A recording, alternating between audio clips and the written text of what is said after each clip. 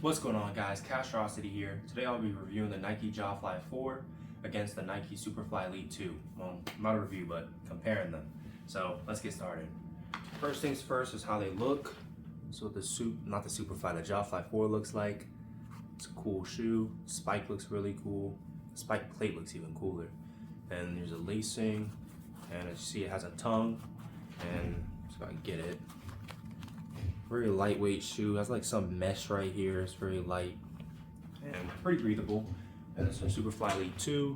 Has no tongue. So it looks like fly knit upper, cool spike. And it has like these checkers on the end of the lacing. If you can see that, it's pretty cool. The other one has a, what is it? A Nike swoosh. It's kind of nice. And yeah, so first things first, I'll be comparing the not the tightness. I'll be comparing the feel on the foot, the push. I would say the Superfly Elite 2s does that better than the Jawfly 4s, mainly because like the actual plate, I feel like it's thicker than to where the actual foot is on, like, I guess the sole that would be. So it feels like it's giving me that extra push. While the Jawfly 4s, it's more thin to the actual sole, so it's not. To me, it doesn't give that extra push, but still really good. And it has these like lines through the plate, so yeah, I don't know what those do, but it's still cool spike. And you can see it has like a swoosh on the actual plate. If you can kind of see, it's pretty cool. But next, I'll be doing the tightness of the shoe. I would give that to the Superfly Elite 2 because even though it has no tongue, it has this padding back here, which makes it really like, what's the word? Really stable on the heel. So my whole foot feels like it's locked in into the shoe. While the Jawfly 4s, it doesn't have that. And everything for the Jawfly 4, I would say, is good except that, because I do feel like the tightness on the Jawfly 4 is not as good. I mean, I get all my shoes in size 10, so I don't know if maybe I should have gone a size down or something, maybe a 9.5, but that is something I feel in the shoe. Next would be the breathability of the shoe. I would say that's tied. I mean, obviously, Superfly Elite 2 has the fly knit mesh upper, but Jawfly 4 still has a good mesh, or whatever it is they use. It's, as you can see, it's still like thin, and it is a lighter shoe than the Superfly Elite 2. So breathable, I'll give that a tie for both. Next, shoe. Lacing system, I'd say I give that to the Superfly Elite 2, even though it has no tongue. Again, feels tighter on the foot, and it's harder to put on, but you know, not spike plates aren't supposed to be like the easiest thing to put on, I guess. But how many spikes are on the shoe? The Jawfly 4 has 7 spikes, as you can see, and the Superfly Elite 2 has 8. And both are complete spike plates. Whole bottom is a spike plate. It's not like it's rubber at the heel. Both are complete spike plates, and both have this, I don't know if you could tell what it is, but it's like protection on the front, so I guess it won't wear down, which is nice. Both of them have that.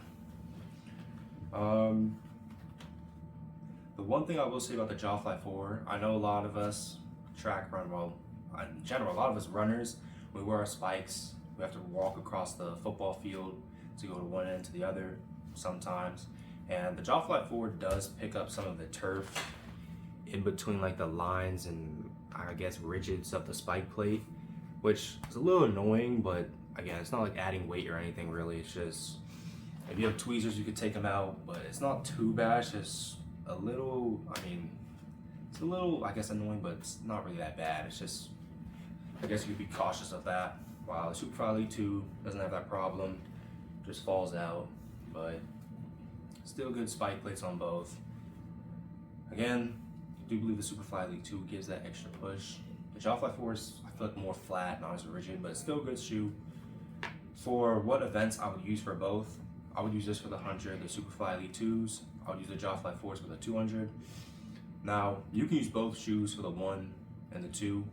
It makes no real difference, I would say. It just depends which one you like more. I mean, again, I would not say, I would use this for the 1 mainly because of the extra push. I would use this for the 2. And I would say this may be better on the bend than the Superfly Elite 2s. It's been a while since I ran them, so I would have to check that out again. But from what I remember, I did like both. Even on both events, they're still both good on the 1 and 2. But yeah, the Superfly Elite 2s are $150 and the Jawfly 4s are $110. If you're willing, if you have a higher budget, I would go up and get the Superfly Elite 2s. If you have a less budget, like not a less budget, that just sounds worse. If you have, what's the word? If you just have a lower budget, Jawfly 4s are still good.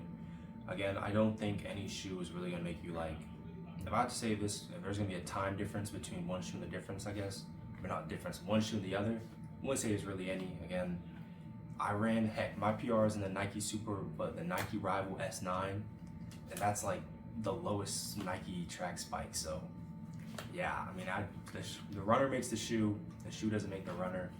So don't go in thinking that this shoe's gonna make you go run like what?